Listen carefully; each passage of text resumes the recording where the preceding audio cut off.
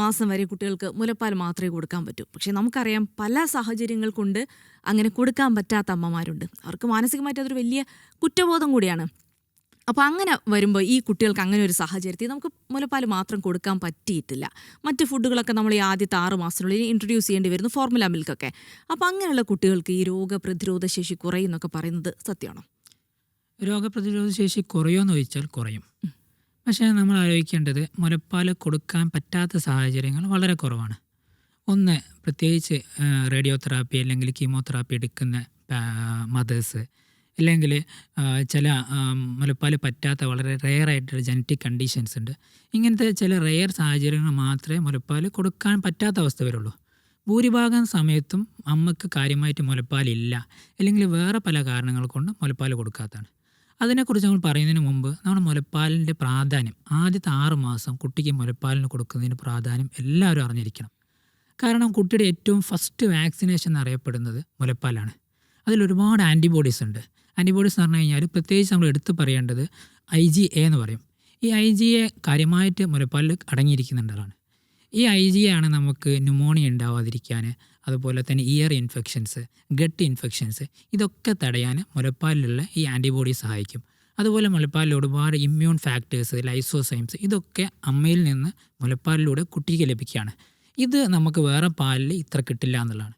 വേറൊന്ന്, നമ്മൾ സാധാരണ ഭക്ഷണം കൊടുക്കുമ്പോൾ നമ്മളൊരു കൺസേൺ എന്താണ്, നമുക്ക് ബാലൻസ്ഡ് ഡയറ്റ് കൊടുക്കണം എന്നുള്ളതാണ്. ഈ ദൈവം തന്നൊരു ബാലൻസ്ഡ് ഡയറ്റാണ് മുലപ്പാലെന്ന് പറയുന്നത്. അതിൽ വൈറ്റമിൻസ് ഉണ്ട്, മിനറൽസ് ഉണ്ട്, പ്രോട്ടീൻ ഉണ്ട്, കാർബോഹൈഡ്രേറ്റ് ഉണ്ട്. ഇതൊക്കെ കൃത്യമായിട്ട് കുട്ടിക്ക് എത്രയാണ് വേണ്ടത് അതിൻ്റെ കൃത്യമായിട്ടുള്ള കോൺസെൻട്രേഷനിലുണ്ട്. അത് കുട്ടിക്ക് ഏറ്റവും ഈസിയായി ഡൈജസ്റ്റബിൾ ഫോമിലാണ്. കുട്ടിക്ക് ഗ്യാസ് ഉണ്ടാവില്ല, കോൺസ്റ്റിപ്പേഷൻ ഉണ്ടാവില്ല. കുട്ടിക്ക് ബുദ്ധി വളർച്ചയ്ക്ക് സഹായിക്കുന്ന ഒരുപാട് വൈറ്റമിൻസ് അല്ലെങ്കിൽ ഒരുപാട് ഫാറ്റി ആസിഡ്സ് ഈ മുലപ്പാലിൽ അടങ്ങിയിരിക്കുന്നുണ്ട്. അതുകൊണ്ട് തന്നെ മുലപ്പാലിൻ്റെ പ്രാധാന്യം എന്തൊക്കെ പറഞ്ഞാലും അത് മുലപ്പാലിൻ്റെ പ്രാധാന്യം അത് അങ്ങനെ തന്നെയാണ്. അത് 6 മാസം വരെ കൊടുക്കണം. നമ്മളെ പേരൻസ് എന്താ ചെയ്യുക, 6 മാസത്തിന് പകരം ഒരു 5 മാസത്തിൽ ചവിട്ടി പിടിക്കും. 6 മാസം എത്തി എന്ന് പറഞ്ഞിട്ട് 5 മാസത്തിൽ മുലപ്പാൽ സ്റ്റോപ്പ് ചെയ്തിട്ട്, അല്ലെങ്കിൽ മുലപ്പാലിൻ്റെ കൂടെ തന്നെ ചെറിയ കുറുക്കുകൾ കൊടുത്തു തുടങ്ങും.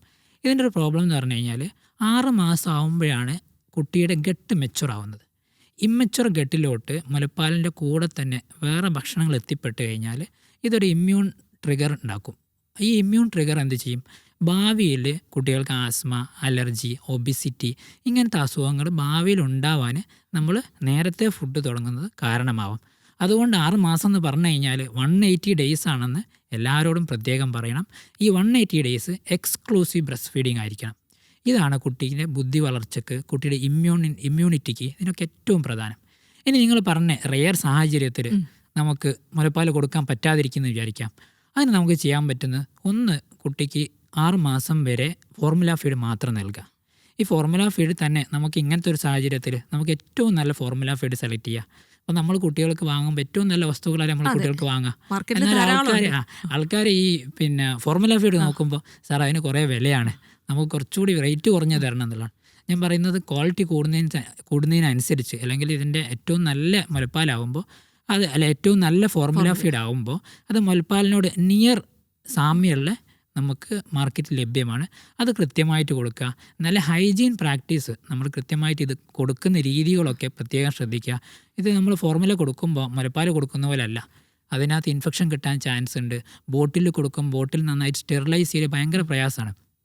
അപ്പോൾ ഇത് കൃത്യമായിട്ടുള്ള അവർ പറഞ്ഞ കോൺസെൻട്രേഷൻ തന്നെ മുലപ്പാൽ കൊടുക്കാൻ നോക്കുക, ഫോർമുല ഫീഡ് കൊടുക്കാൻ നോക്കുക. അതുപോലെ അവരെ വാക്സിനേഷന് ഈ കാര്യങ്ങൾ കൊടുത്ത് 6 മാസം വരെ നമ്മൾക്ക് ഈ മുലപ്പാൽ കിട്ടാത്ത കുട്ടികൾക്ക് നേരത്തെ ഫുഡ് കൊടുക്കാൻ പാടില്ല. നേരത്തെ ഫുഡ് കൊടുത്താൽ അതും 6 മാസം വെയിറ്റ് ചെയ്യണം. 6 മാസം വെയിറ്റ് ചെയ്തിട്ട് ഈ മുലപ്പാലില്ലാത്ത മദേഴ്സിനും കുട്ടികൾക്ക് ഫുഡ് കൊടുക്കാൻ സ്റ്റാർട്ട് ചെയ്യാൻ പാടുള്ളൂ. അങ്ങനെ നേരത്തെ ഫുഡ് കൊടുത്തു കഴിഞ്ഞാൽ ഈ ഗട്ടിൽ ഇമ്മ്യൂൺ ട്രിഗർ ഉണ്ടാവും, ഇങ്ങനത്തെ അലർജിക് ഡിസീസ് ഉണ്ടാവാൻ കാരണമാവും. പിന്നെ നമ്മൾ പറയല്ലോ, ഇപ്പോൾ ഈ ആമയും മുയലും പന്തയം വെച്ചു. അപ്പോൾ മുയലിനാണ് ഏറ്റവും നന്നായിട്ട് ഓടാൻ പറ്റുന്നത്. പക്ഷേ അവസാനം മുയലൊന്ന് പതുങ്ങിയപ്പോൾ ആമ മുന്നിലെത്തുന്നുണ്ട്. അതുപോലെ നല്ല മുലപ്പാൽ കിട്ടിയ കുട്ടിയെ നമ്മളെന്താ ചെയ്യുക, ഏകദേശം ഒരു വയസ്സാകുമ്പം തന്നെ നമ്മൾ ഫോണ് കാണിച്ച് ജങ്ക് ഫുഡ് കൊടുത്ത് നാശാക്കും. അതിന് പകരം എന്ത് ചെയ്യണം, നമ്മൾ ഇങ്ങനത്തെ കുട്ടികൾക്ക് നമുക്ക് കൃത്യമായിട്ട് വാക്സിനേഷൻ ചെയ്യാം. ഏറ്റവും നല്ല കറക്റ്റ് അതിൻ്റെ പ്രോട്ടോക്കോൾ അനുസരിച്ച് വാക്സിനേറ്റ് ചെയ്യാം. ഓപ്ഷണൽ വാക്സിൻസ് പരിഗണിക്കാം. ഡോക്ടർ അതേപോലെ ഇപ്പം ഡോക്ടർ പറഞ്ഞു അങ്ങനെയാണെങ്കിലും ആദ്യത്തെ ഫസ്റ്റ് 6 months എന്ന് പറയുന്ന ഒരു ഗോൾഡൻ പീരീഡ് ആണ് അല്ലേ? അത് നമ്മൾ നന്നായിട്ട് കെയർ ചെയ്യണം. ഇപ്പോൾ ഇൻ കേസ് ഇങ്ങനെ കൊടുക്കാൻ പറ്റാതായ അമ്മമാർക്ക്, കുട്ടികൾക്ക് സ്വാഭാവികമായിട്ടും ഡോക്ടർ പറഞ്ഞതനുസരിച്ചാണെങ്കിൽ രോഗപ്രതിരോധ ശേഷി കുറയും. പിന്നെ സാധാരണഗതിയിൽ അവർ ഫുഡൊക്കെ കഴിക്കാൻ തുടങ്ങുമ്പോൾ നമുക്കതിനെ കോമ്പൻസേറ്റ് ചെയ്യാൻ പറ്റുമോ? അപ്പോൾ അതിലോട്ടാണ് ഞാൻ പറഞ്ഞു വരുന്നത്. ഇങ്ങനെ കൊടുക്കാൻ പറ്റാത്ത സാഹചര്യത്തിൽ കൃത്യമായിട്ട് വാക്സിനേഷൻ കൊടുക്കുക, ഓപ്ഷണൽ വാക്സിൻസ് കൺസിഡർ ചെയ്യുക. അതുപോലെ ഇൻഫ്ലുവൻസ വാക്സിൻ ഉണ്ട്. ഇൻഫ്ലുവൻസ വാക്സിൻ ഇപ്പോൾ ഏറെ ചർച്ച ചെയ്യപ്പെടുന്ന ഒരു വാക്സിനാണ്. ഈ വാക്സിൻ നമുക്ക് 6 മാസത്തിന് ശേഷം ഏത് സമയത്ത് വേണേൽ കൊടുക്കാം. 1 മാസം ഇടവിട്ടിട്ട് 2 ഡോസാണ് കൊടുക്കേണ്ടത്. പിന്നീട് വർഷാവർഷം ഇതിൻ്റെ സ്ട്രെയിൻ മാറുന്നതിനനുസരിച്ച് ബൂസ്റ്റർ ഡോസും കൊടുക്കണം. ഇങ്ങനത്തെ കുട്ടികൾക്ക് ഇൻഫ്ലുവൻസ വാക്സിന് തീർച്ചയായിട്ടും കൊടുക്കുക, ഓപ്ഷണൽ വാക്സിനും കൺസിഡർ ചെയ്യുക. ഇനി ഭക്ഷണത്തിൽ നമുക്ക് ഒരുപാട് കാര്യങ്ങൾ ശ്രദ്ധിക്കാൻ പറ്റും. ഒന്ന്, നമ്മൾ സാധാരണ 1 വയസ്സ് വരെ നമ്മളെ നാട്ടിലൊക്കെ ചെയ്യുക കുറുക്ക് മാത്രം കൊടുക്കുന്നതാണ്. അതിന് പകരം നമ്മൾ 7 മാസത്തിൽ തന്നെ മീറ്റ്, അതുപോലെ തന്നെ ഫിഷ്, മുട്ടയുടെ യോക്ക്. 7 മാസമൊക്കെ ആകുമ്പോഴത്തേ മീറ്റിനൊക്കെ ആക്സെപ്റ്റ് ചെയ്യാൻ നമ്മുടെ ഗട്ട് തീർച്ചയായും പറ്റും. അതിനൊരു ഉദാഹരണം പറഞ്ഞു കഴിഞ്ഞാൽ നമുക്ക് നഴ്സറിയിൽ നിന്ന് കിട്ടുന്ന മാതൃശിശു സംരക്ഷണം എന്ന് പറഞ്ഞിട്ട് ഒരു പുസ്തകം കിട്ടും വാക്സിനേഷൻ്റെ കൂടെ. അതിലുണ്ട് 6 മാസം മുതൽ 1 വയസ്സ് വരെ കൊടുക്കേണ്ട ഭക്ഷണങ്ങളിൽ മെൻഷൻ ചെയ്തിരുന്നൊരു ഭക്ഷണമാണ് മീറ്റ്, മുട്ട, ഫിഷ്.